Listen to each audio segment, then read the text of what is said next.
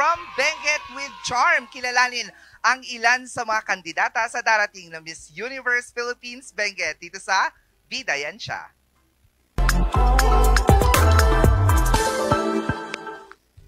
At kasama nga natin ang tatlo sa mga kandidata ng Miss Universe Philippines Benguet. Kasama natin ngayon si Miss K. Angeli Pisoy, representing Ampukaw, Itogon. Hello, good morning. Good morning po, Maptan Jan Agsapa. Anak ano? Maptang? Yes. Maptan Jan Agsapa. Maptang Jan Agsapa. Kasama din natin si Miss Rica Fe Acosta, representing Camp 1 Tuba. Hello, good morning. Injan Agsapa son si Katujun Amin. Sige, sa pangatlo na tayo. At syempre si Miss Claudine Bernardino ng Sablan. Naimbag nga agsapa kada kayo amin. Ayun, yung naintindihan ko. O, doon tayo. Imbag nga agsapa nga agsapa kada talaga. kayo amin. How's your morning, ladies? Umpisa natin kay Miss Ampukaw. I feel so grateful. We are very excited to be here and we are grateful po. Thank you po for inviting us. You're very much welcome. You can now leave. Siyempre, tatanungin din natin. Ay, hindi pa ba? Hindi pa ba? Ay, Sorry. Muna. Ay, sorry. Camp 1 din, Si tanungin Miss natin. Rica, how's your morning? Okay naman po, super aga po namin nag-prepare to come here and we are very thankful po kasi nandito po kami ngayon. Diba? We are also grateful that you are here. O, tara na. Tayo yung aalis. At Miss Claudine? So, thank you po for inviting us today. We're truly honored na in-invite niyo po kami. And of course, we want to thank our local director, Miss Wynona Galvan, for this organization to push. Yes! Gusto ko siya. medyo babaeng bakla. Ang peg ng lola mo. I like it. Oo. Kamusta naman ang mga recent activities natin? Super nag-enjoy po kami sa activities, especially po doon sa store visits po namin because that's the time that we appreciate the perks of being a candidate po. Yan. Nakita ko nga yung mga ginawa ninyo. Nagbigay din kayo ng mga pagkain, ano? Yes. Oo.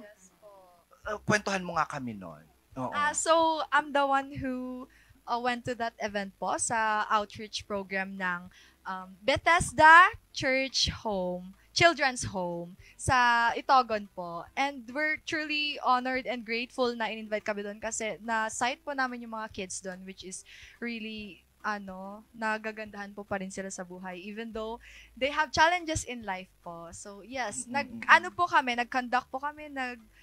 prepare po kami ng food for them and yes po. Super and games nag-enjoy din. talaga. Yes, super nag-enjoy din po. Oo. Even kami nakapaglaro din po. Naglaro din kayo, hindi kayo napagod. Anong nilaro niyo? Oo. Ganun ba yun? Trip to Jerusalem? Tapos naka-heels lahat. Tapos naka-heels. Oo. Anong preparation ang ginagawa natin ngayon before itong prelims at yung Grand Coronation Night? Oo.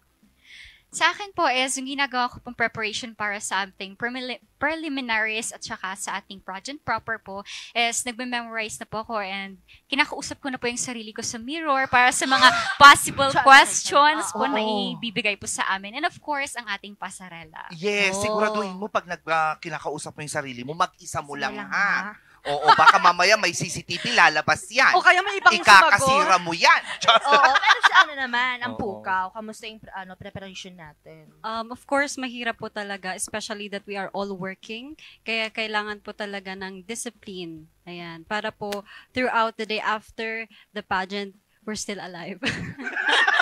Oo. Yung health talaga, kasi ang mga ganitong pageant talaga, I mean kami, na pageantera talaga. Diyos! Wow, nakakapagod talaga yan. Kailangan talaga manifest. Everyday baklo din naka-heels ka? Yes po, for training na din. Yes po, for training na din po. Everyday? Yes. Paano pagbibili ka ng toyo? Patis? Pwede naman po. Pwede ba? Oo. Kamusta nilang preparation mo? So, ang preparation ko naman po is, of course, we'll start sa pasarela and fittings po ng mga wardrobes namin for incoming preliminaries and coronation. And, of course po, the Q&A training, the most important thing.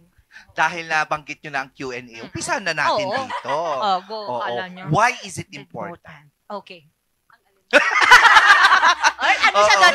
Ano siya? How important it is for you to represent your place para dito sa Miss Universe Philippines Benguet? Yes po. So I was born and raised in Barangay Ampukaw po, and it is important so that I can bring my advocacy rin po in the place to be known. Yan. And then to bring it to a larger scope. Ayan po. And I joined po for, of course, for the crown, for the Yes. growth po, for my advocacy, for my purpose, and for the chance of inspiring others. You've mentioned advocacy. Ano yung Yes advocacy po. natin? Okay, so ang advocacy ko po is for mapping progress and empowering our communities. And it is all about using geospatial tools for disaster resilience po, and of course, to promote land rights awareness. Ayan. Actually, Grabe naman. ano siya yung sa mga ano, ganitong bayan nila. advokasya. Yes po. Para ito sa Ampukaw, Itogon. Not Sa only buong- for Ampuka po, but for Buong Benguet. Benguet. Yes. Nakaka- Because we need po sustainable communities po talaga. Yes. Especially when, in terms po sa disaster resilience natin, for disaster preparedness, kailangan po natin maging sustainable and more resilient po. Lalo na ngayon na ang dami-daming Yes, mga oh. nangyayari sa mundo. Kinausap ko nga si Mother Earth. Oh, Sabi ko, anong please sabi? stop. Sabi Oh, ko, anong sabi sino niya? ka? Sabi, Oh, sabi niya? Natakot siya. Pumunta naman tayo kay Rika. How about you? How important is this pageant for you? This pageantry is important for me because from my heart, this is my passion since I was a kid. And this is also a form for me to utilize this platform to, of course, share my advocacy. And of course, I have a purpose in joining this pageantry. And my advocacy is regarding preservation of our culture through continuous learning and teaching po. Bakit So, natin edukasyon. Oo. Bakit ba? Bakit yun yung advocacy natin? Yes po. Kasi while growing up, they actually taught me my first language was English. Then habang po tumatagal, doon ko na lang po nare-realize na Ibenguet ka and yet you do not know how to speak your own mother tongue, which is the Ibaloy. And of course, some other kids right now are also experiencing the same thing as I am. Their first language is English. Yes po. And that way po, nawawala na po yung talagang essence po ng Ibenguet Oo. and our culture as well. So, kailangang ibalik natin yun. We Yes have to po. bring the past back. Yes po. Bring the past back. Walang kantang And ganyan. more. Oh, Meron. Meron. Bring the... Uy, di ba The- yun? the Di ba po past. yun? The past ni In- Jed and Madela. Oh, alam nyo yun, kantahin? Hindi. Siyempre, pang matanda yun talaga siya. Oo. Old na yung Old na kantang yun, yun. 1940s pa. Grabe ka na. Si Miss Claudine, ano naman ang iyong advokasya at paano mo ito dadalhin dito sa pageant? Yes. So my advocacy is environmental sustainability, particularly protecting our cultural heritage and our agriculture. So my inspiration for this advocacy is I'm someone who grew up from a family of farmers and I'm representing Sablan. It's a home of farmers. So pinagmamalaki po namin ang Fruit Festival. So there are so much hardworking farmers po sa Sablan na you can visit. And I do believe that Miss Universe Philippines Benguet is a stepping stone for me, for us to advocate and for us to raise awareness for this kind of advocacy na mabibring ko po sa global stage. Ay, thank you. Di ba? Ah. Ganito ang mga nilalaban ng mga taga-Benguet. Di O, ba? kala, hindi lang kami puro ganda. Wow! Uy! Heels din po kami at marunong kami magpasarila. Bakit pa? Bakit? Oo. Wow! Oo, pero Di ba? grabe. Oo. Ano sila? Kamusta naman ang camaraderie natin, mga girls? Yeah. Camaraderie! Oo, kamusta naman? Okay naman po, and lahat po naman ng girls, wala pong masungit sa amin. We are all beautiful. We are all kind. Yes. And kapag may nahihirapan po, we help each other. And that's the best thing na I learned po dito sa organization. Yeah. So far, ikaw din, Rita, tama, no? Ano ang natutunan mo so far dito sa journey natin sa MUPH Benguet? Sa journey ko po sa MUPH Benguet, ang pinaka natutunan ko po is never compromise your health and education. Kasi it's the most important thing that we could cherish na hindi mananakaw ng ibang tao. And syempre, kailangan din po nating mag-multitask since sumali na po tayo sa pageantry na ito. So, dapat kailangan din po nating magbigay ng effort into sa pagpunta po sa mga store visits and sa mga sponsor visits po. Yes. Totoo yan. Ikaw din ba no? Nung Ay! sumali ka? Ay, hindi ako Nahirapan ka din? More on sa ano lang ako, school, mga activities. Ah! Or wala sa park. Pero sabi nila, Mm. di ba, magkakaiba kasi yung mga characters, personality ng bawat girls pag pageant. How difficult it is. Oo naman, na maki-engage ka with other girls. Claudine, ngahirap ba? Actually, mahirap siya. Mahirap. Pero at the same time po, very fun kasi magiging close kayo and you're gonna build up some relationship that would really bring you to the future din. Kasi magbi-build ka ng sisterhood and yes, it's not about competition but also friendship. Yes. So, Totoo. dapat hindi lang puro laban-laban. Ay, Oo. kalaban ko to. Sasabotahin ko to. During ng... Gugupitin ko yung gown. during Ganon. ng intro, tatanggalin ko yung zipper. Oo, ng kanyang, ano kasing tawag mo doon, yung sayaw-sayaw sa umpisa? Production Production. number. Oh. Oo. Sa finals naman, puputulin ko yung Yung takong na gagamitin Oo. niya. Para pag naglakad siya, ganun-ganun na siya. Ano gagawin yan? Oo, di ba? May mga ganun, no? Based no sa experience ba? Nasubukan mo na ba? Hindi, kayo po. Parang Oo, Ay, parang ikaw daw. Actually, ako ang namumukha, nagsasabotage. nagsasabotahe. Totoo yan. Kaya ako nananalo. Wah, Oo. Saan? Kailangan gawin natin yan. Anong competition? Competitive ako eh. anong competition? Ha? Anong competition? Marathon. Marathon ba? Yes. Pero gusto ko sanang tanongin, syempre, ilang beses na rin tayo sumali sa mga pageant. Alam ko si Sablan, ilang beses na rin talaga nakikita ko. May mga challenges pa ba? Or nahihirapan pa rin ba kayo every time na Kabado. sumasali? Oo. Yes, of course, may mga times na nahihirapan ka din. And of course, there's always a room for improvement din. So, as you go to this kind of competition, let's say, before this kind of competition, and then you're gonna join again, of course, meron pa rin may mga natututunan ka pa din. Ikaw meron ka namang mga experience na sa pagsali. Yes po, since I was 12, bale 11 or 12 na po yung pageantries po na sinalihan ko po. And lahat po iyon is I met some misfortunes. Hindi naman po sa misfortunes, pero nagkakasakit po kasi ako before or on or during po the pageant. Yung mismong grand ko. Girl, ikatok mo yan! Kakatok, walang Ikatok mo yan sa kahoy! Walang kahoy! Oo. Bibisi to! Ikatok mo sa kahoy yan! Kahoy Oo. yan, girl! Dito na nga lang. Mukha rin naman Pero kahoy. ngayon, okay ka naman. Ngayon, actually po, during our contract signing is kakalabas ko lang po ng hospital that Diyos time. niyo, garapon ka naman, girl. Alagaan mo yung sarili mo, ha? mo. Lalaban ka pa, maglalakad ka pa, ilang oras pa kayong tatayo sa stage. Diba? Oo. Tapos 2 beses pa, syempre may prelim, may grand Oo. coronation night pa. Nako. Pero, Mm-mm. kahit na ganito yung nangyayari, pinupush mo talaga. Yes po, pinupush ko po talaga. Kasi ito po yung passion ko po aside from studying, aside from serving the youth in a local barangay po. And how about you?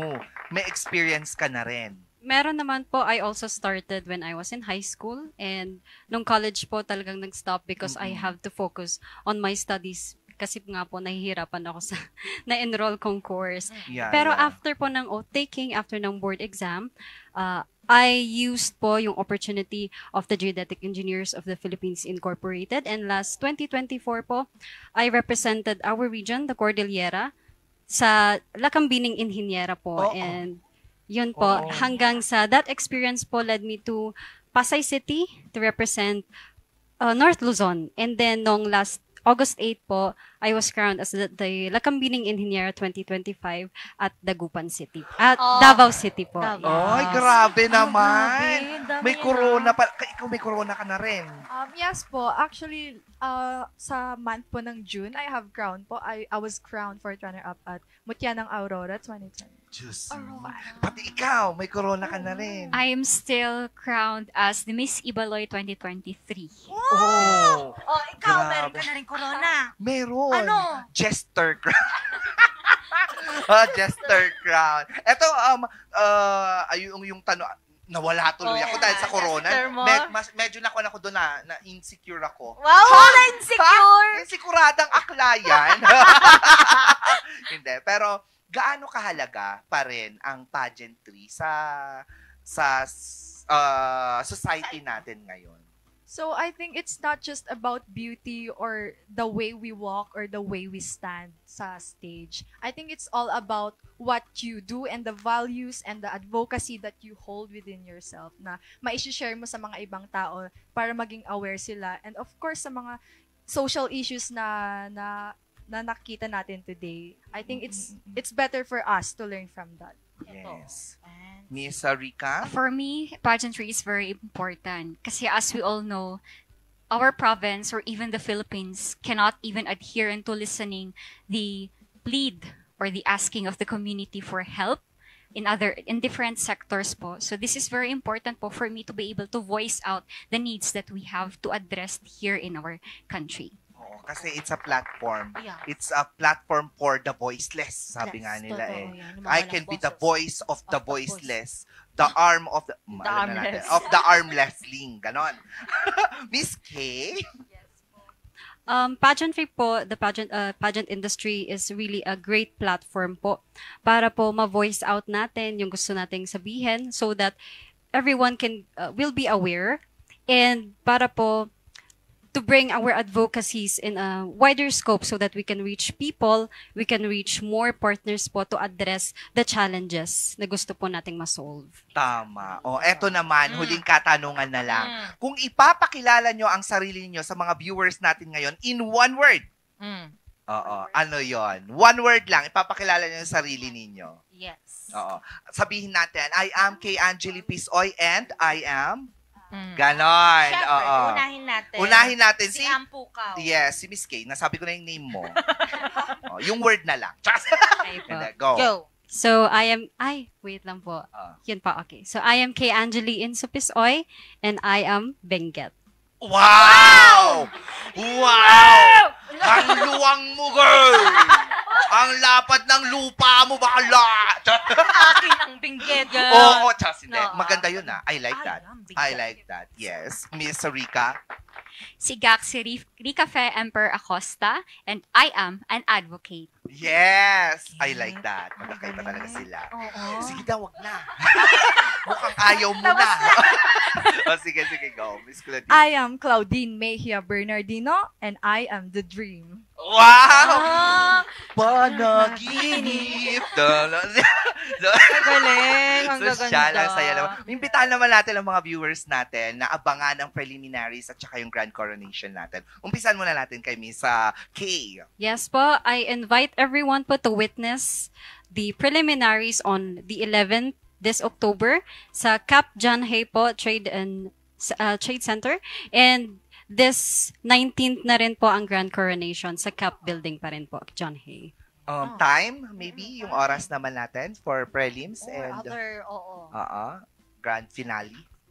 So our grand coronation is on October 19 at 7 p.m. onwards po. Yung prelims naman natin. Preliminaries will be announced. Ah, To be to be announced. announced. TBA. Yes. Oo, Oo. pinaghahandaan pa yan. To be associated Oh, with. to be announced. Tibaw. Yes, tibaw. Parang tipaw. To be associated with. Oh! May bago ka na, girl. Gamitin mo yun. Oo.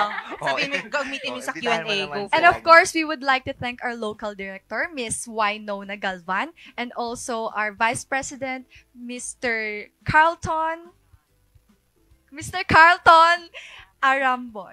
Araboy, and then also our Chief Director, Sir Bert Cabusi. Thank you so much. And also, I would like to thank our handlers for us taking care of us and our meetup, Sir Richmond Valentin, and of course, I would like to thank Mr. Christian Santa Ana and Andrea Aang. Thank you so much po. Yan. Oh, shout out! Dali Shout yung mga out! Baka may gusto rin friends, kayong pasalamatan family. din. Go.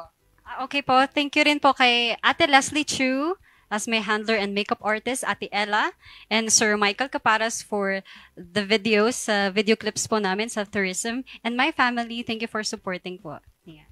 Yan. Go ba? Oh, walang jowa? Wala pa! Silent ka lang, Miss Bea, sabi niya sa akin. Magtutus tayo mamaya, sabi niya. Miss So Rika. I would like to thank also my team. Our head team leader is Mr. Andrew Visaya Jr. My makeup artist is Joey Saliguaga, and my hair artist is Kuya Kyle Deligan.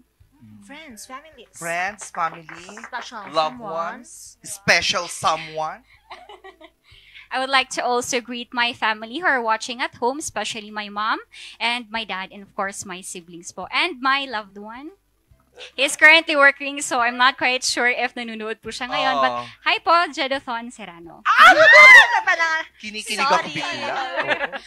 Sana ako din. Kaso yung Sa'yo? loved one ko, pinag-aaral ko, hindi nag ha? Eme lang. Wala ka nang ihahabol, Miss I Claudine. would like to thank my family also for supporting me to this journey. And I would like to thank all of the organizations and sponsorship that we held last time. So, thank you so much po. Thank you very much, Miss K. Angeli Pisoyo, Pampukaw, Itogon.